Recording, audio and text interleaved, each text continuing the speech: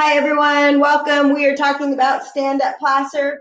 StandUP Placer serves Placer County. They serve survivors and families of intimate partner violence, sexual assault, and human trafficking. What do we know about Placer County? They have an emergency crisis hotline. They have a confidential emergency safe house, human trafficking drop-in center, a 24/7 accompaniment center or service. They have therapy services, group therapy services, legal services, a rapid rehousing program for those that need help in renting a place. They have other emergency supports such as hotel vouchers, transportation. They have two sites, an Auburn office and a Roseville office. Again, they have the emergency crisis hotline. What I like best about them is that they serve the survivors of sex trafficking. A huge thing for them is tattoo removals, and this is something that StandUP Placer offers.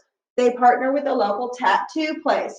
Legal services. A lot of our sex trafficking people are from another country, and so they provide access to the U visas as well as the T visa.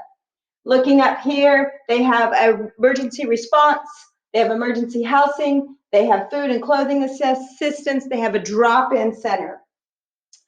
What's fantastic also about them is that they do have all their brochures ready and accessible when you walk up to any one of their two sites.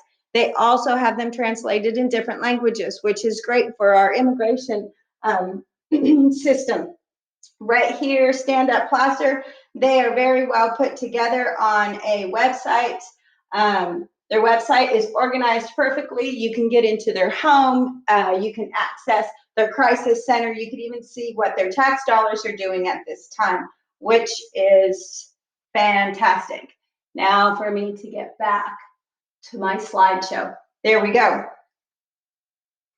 So why is this an important resource? It's an important resource because it's dealing with a hot topic. What topic is that? Domestic violence and human trafficking, and they do not discriminate. That's why we're seeing the rainbow up there. Findings about my conversation and the representative. I spoke with Daniel. He's in the walk-up drop-in for anybody who needs emergency access and they need someone to talk to right away. They can get clothing, they can get food, they can get whatever they need.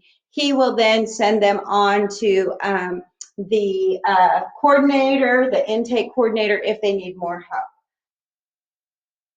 What is the impact for the students and the families? Well, we know that when students and families are faced with domestic violence, whether it's against another parent or against a child, then these people can easily end up as homeless.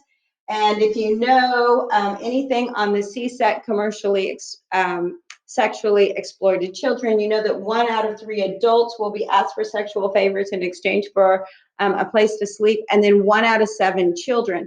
So not only are they faced with a domestic violence and then homelessness, then they're also at risk for being sex trafficked. How hard is it to access this service? This service is only a phone call away. So is there a waiting list? Sometimes, yes, there is a waiting list. They only have 55 beds at this time. They are looking to expand. Funding, of course, can always be an issue with that because they are a nonprofit. They do serve all people. Then sometimes your normal organizations that would give to this, like a church, does not. So they really rely on grants.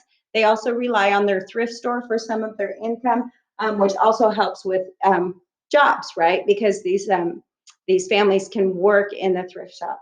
Timelines to be aware of. They do have a 90-day timeline when you come in for your crisis, into the crisis center for emergency placement. After that 90 days, then they do have things that they help you with as far as getting into an apartment, keeping you in counseling and all of that, which was shown on the first few brochures. So in a nutshell, this is StandUP Placer. I applaud them for what they're doing in the CSEC world, and then also